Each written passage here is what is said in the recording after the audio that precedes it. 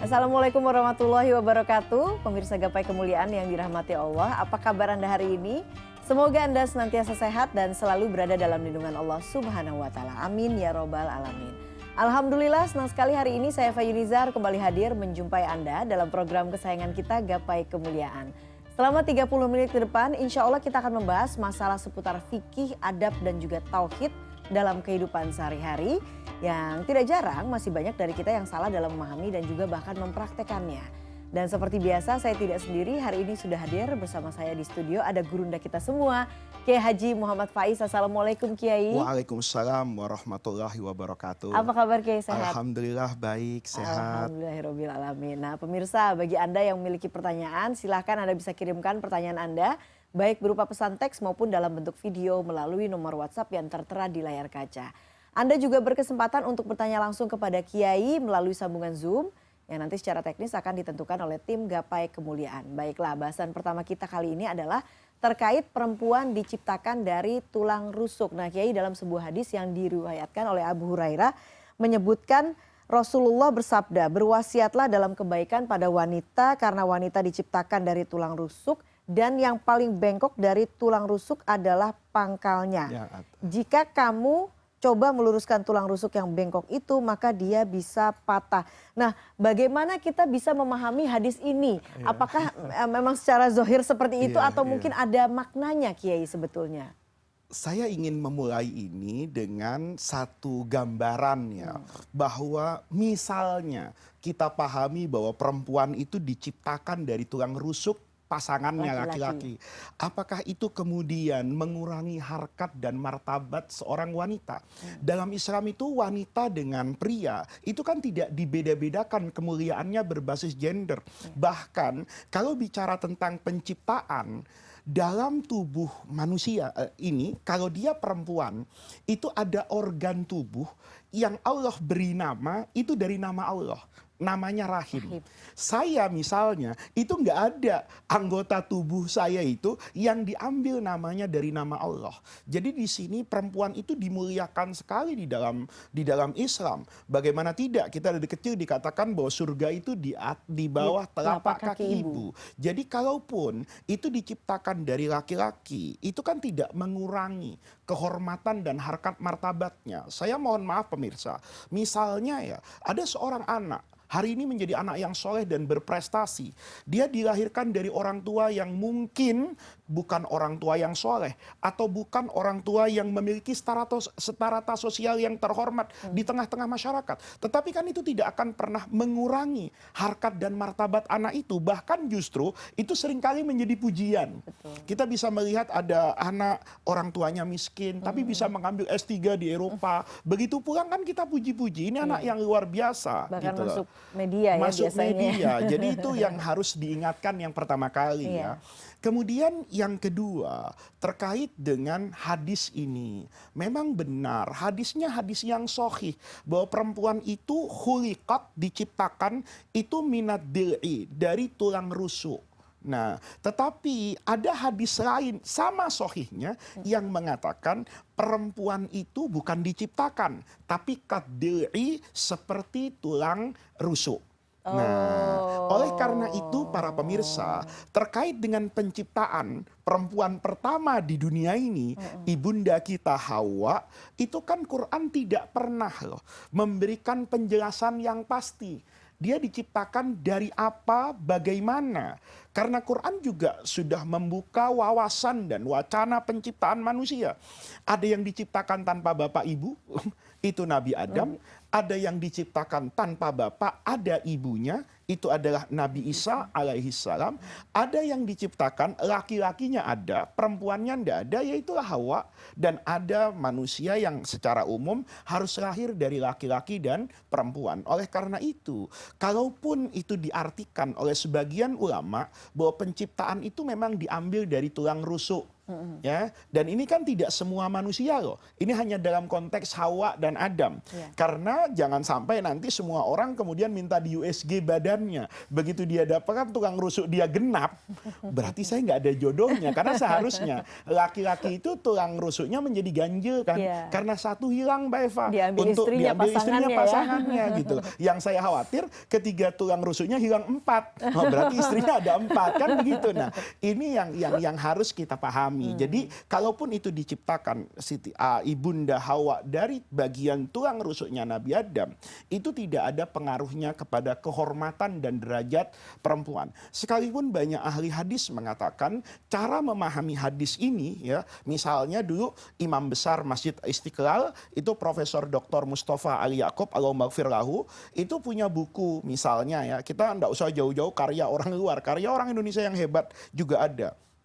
Bagaimana cara memahami hadis dan juga perkembangan ilmu pengetahuan hari ini. Beliau mengatakan bahwa penciptaan perempuan itu dari tulang rusuk itu harus dipahami menggunakan hadis lain yang sama sahihnya.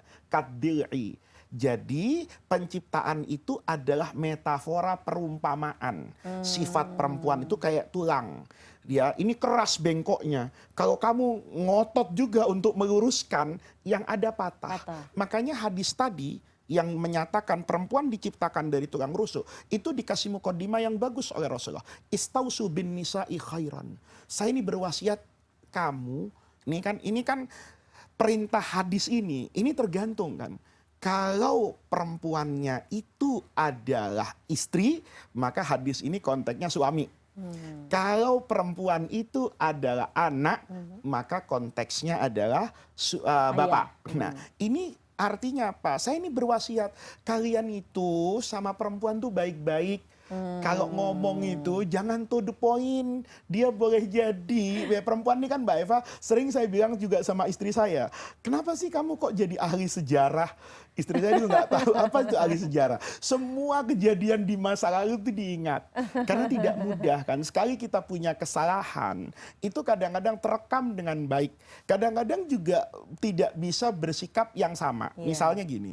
Ya, saya tuh sering kok dengan istri saya mungkin pilihan berbeda, bukan pilihan politik ya. Saya mau beli mobil ini, istri saya bilang mobil itu. Saya mau makan ini, istri saya maunya makan begitu. Kadang-kadang lebih parah lagi, kalau dia merasa ada makanan yang enak, dia bawa dari luar, saya datang, itu nggak pakai mukodimah, langsung dipaksa masuk mulut saya. Kalau saya nggak mau, itu ceritanya kadang-kadang istri itu panjang. Tapi kalau saya melakukan hal yang sama, dia marah dan saya tidak pernah kemudian bercerita panjang tentang kasus itu. Nah, ini kan sebetulnya ini keindahan hidup, Mbak Eva. Jangan dipahami berarti Islam itu merendahkan perempuan, enggak. Justru di situ keindahannya kan.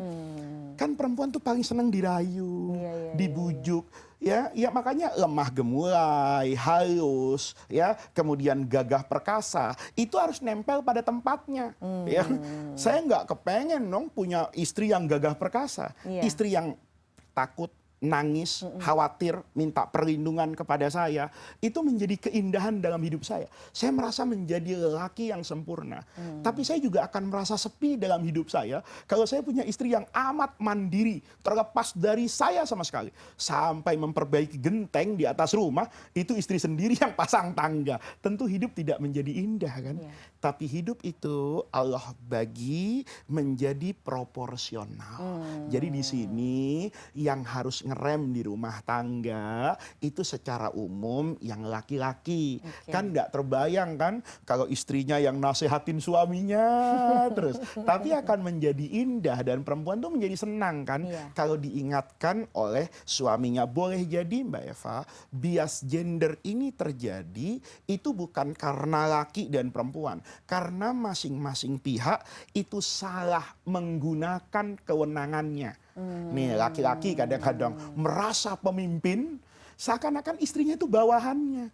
Setiap minta izin, kenapa baru ngomong sekarang? Kemana nggak kemarin? Kayak orang mau ngambil cuti itu, seakan-akan nggak boleh mendadak. Loh, kalau kita kan nggak boleh begitu. Boleh jadi istri jangan semuanya. Kenapa baru minta sekarang? Kenapa nggak ngomong dari kemarin? Seakan-akan dia mengajukan rencana APBN gitu, kan nggak begitu. Nah, ini boleh jadi kemudian dipahami seolah-olah laki-laki itu semena-mena. Padahal enggak. Kalau ada laki-laki yang semena-mena, sarananya ada kok Mbak Eva.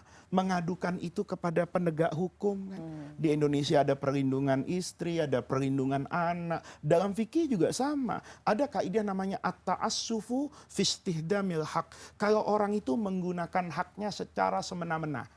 Ya, ini mohon maaf Mbak Eva ya, sering banget tuh suami ngomong gitu, istrinya ikut campur, diam, urusan kamu di dapur. Itu tidak pernah tercermin dalam hidupnya Rasulullah.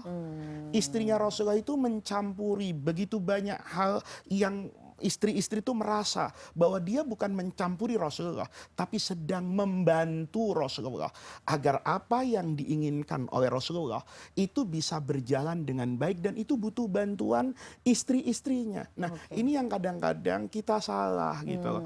Kamu ini memang dasar tulang rusuk, patah.